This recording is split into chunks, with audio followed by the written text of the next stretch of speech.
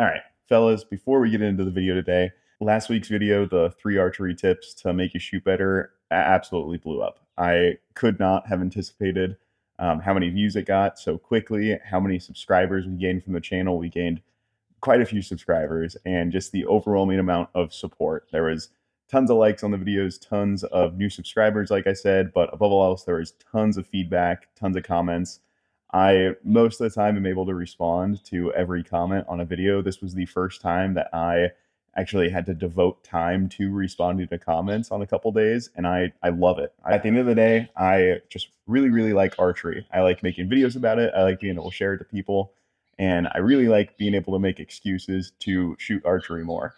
And when I see support like that, it's pretty easy to make excuses. So again, thank you guys so much. It's really good motivation for me, and it makes me want to bring you guys more and more videos and grow this channel as much as I possibly can. So thank you very much. And if you are somebody who is getting into archery, welcome to the channel, welcome to the sport, and welcome to today's video. If your wife is telling you that you do not need to build a new set of arrows, this is your sign to ignore her. Gentlemen, and the one lady or upset wives that might see this video, welcome back to the channel. The arrow build video is finally here. So I had been teasing for a little bit now that when we hit 500 subscribers, I was going to drop a arrow build video, and holy cow, that video last week blew up when I officially announced the giveaway that I'm going to be doing at the end of this video. So stick around to find out how you can win. But yeah, the video totally blew up. Again, thank you. I know I said it in the intro, but thank you guys very much. So it is arrow build time. I had to rearrange my video schedule here so I could make this video and expedite it out to you guys. So I don't want to take up too much of your time. You could be sitting on the toilet right now. You could be on your lunch break. You could be off your lunch break and still clocked in. In that case, you're getting paid to watch this video, so keep watching. But I will not take up any more time. Let's get straight into the arrow build video. So heavy arrows this, light arrows that. There's a huge fuss that I don't need to go into because I've already done it and made plenty of people mad about light versus heavy arrows nowadays in archery. I, for a while, had unintentionally shot some pretty heavy arrows. I was pushing around 540 grains, which to me is heavy. But that was just what was given to me. That was what I started off with, and that I didn't ask any questions about it because I didn't know any better. And then I started to kind of prioritize accuracy, prioritize range and distance in my shots. Because of that, I switched over to more of a medium weight arrow. So for the past about 3 years here, I was running anywhere from 460 grains down to 430 grains, just depending on my arrow setup, depending on the time of year and what I was using them for. And that was fun. I stayed in the middle there. I kind of stayed out of the arrow weight argument. I was like that friend at parties who just doesn't argue about politics and just listens and says that there's sensible points on both sides. But now I am full extremist. I'm ready to dye my hair blue, and I am ready to come on out with a ultralight arrow build. So this is the arrow that we are going to be building today, darn near close to sub 400 grains. And I'm going to go through step by step and show you guys how to make these arrows, starting with the arrow shaft itself. So let's get right into it. Okay, so the shaft itself is my old faithful, the one who's never let me down, the Axis 5mm 340 spine. Love this arrow. The GPI is a little bit on the heavier side, but it is nothing to worry about with what we're going to be doing today. I've already cut down this arrow shaft. It is not a crossbow bolt. I just have really short arms. Really the important part, especially if you are making the arrows, if you are on good terms with your pro shop, you can probably sweet talk them into this, but make sure you cut a little bit off of the back of your arrows along with cutting it off of the front of your arrows. The spots where you're going to see the most deviation with arrow straightness is at both ends, and everybody cuts it off of the front end. Don't forget about that back end. You need to cut some off of that too, because it's going to make your arrow seem straighter than it might actually be rated for. Because if you have 0.03 tolerance on this arrow shaft and it's just in this last 2 inches here that 0.03 comes through, you can cut those 2 inches off on the back and have a 0.01 throughout the rest of the arrow shaft, and then you still have room to cut some off the front. So you can get very good performance out of lower quality arrows, because these are not match grade, if you cut off of the back as well. So after you cut down the arrow to whatever length you want it to be, I recommend cutting it in line with the burger hole when you're at full draw on your bow. If you're not shooting a super big broadhead, that is going to be totally good as far as clearance goes. It's not going to nick your riser. It's not going to hit your hand if you have proper grip. It kind of puts you in that sweet spot with arrow length in correlation to your draw weight as far as spining it up properly. So you're not going to be overspined if your arrow is too short and you're running like an overdraw or something like that, which not a lot of people do anymore. And you're not going to be underspined if your arrow is too long, because then it's going to have more room to bend. But the second thing that I do when I build arrows, and this is kind of a newer thing that I do, is I actually take the label off of these. I don't know if you saw on the final product, but there is no Axis logo on this. And one of the reasons for that is because, you know, after you shoot into targets enough, this label is going to come off anyways, and it just kind of looks ratty. If you have a beat up label on the arrow, I kind of like just the slick look of the black arrow shaft. With the fletchings and point and everything like that, it just looks a little bit more clean, in my opinion. That's what I say. In all reality, this is green. I don't really like green. I like white and blue. So to take it off, I actually have seen a lot of people use steel wool. I have switched over to using a kind of copper wool.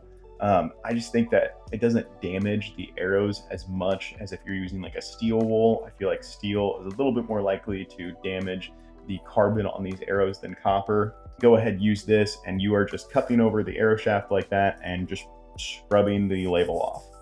So once that label is off the arrow shaft, you then are going to determine what end of the arrow is going to be your point end and what end is going to be your nock end. The best way to do this is going to be to give a spin test on these arrows. Whichever side has more wobble, you are going to mark that, and that is going to be your nock side. Whichever side is the straightest, that is going to be your point side.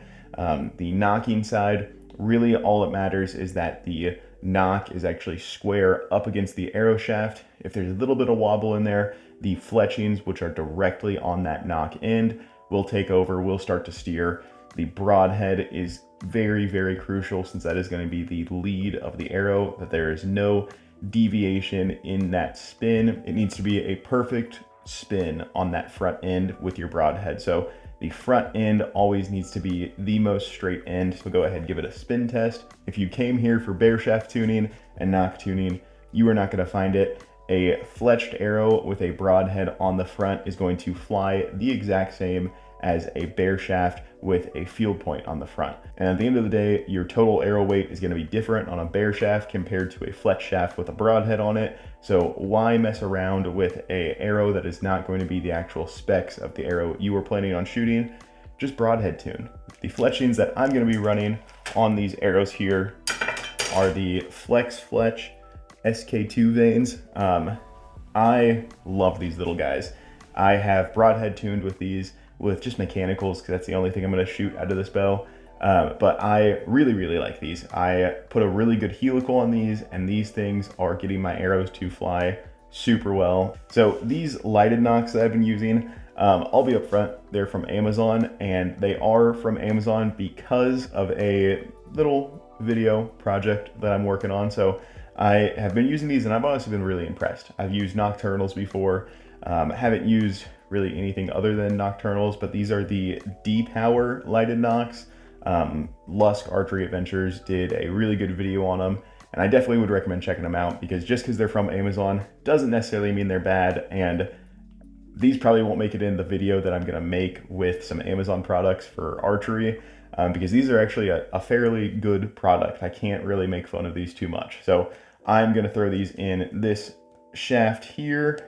That is the nock installed. Moving on from the fletching to the actual point itself. For the inserts, what we're going to be running, just the old tried and true, the Easton brass 5mm inserts.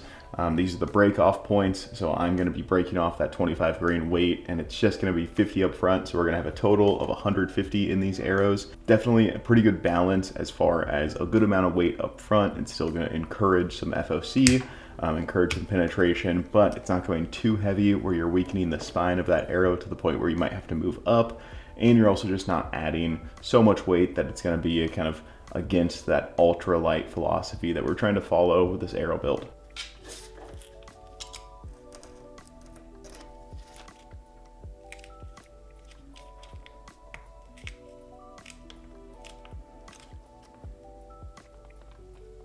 So after the epoxy has gotten a little bit of time to cure up, I don't like it super tacky, but I like it enough where I can kind of pick it up with whatever you're mixing it with. You're going to go ahead and take the point end of your arrow, and this is not rocket science.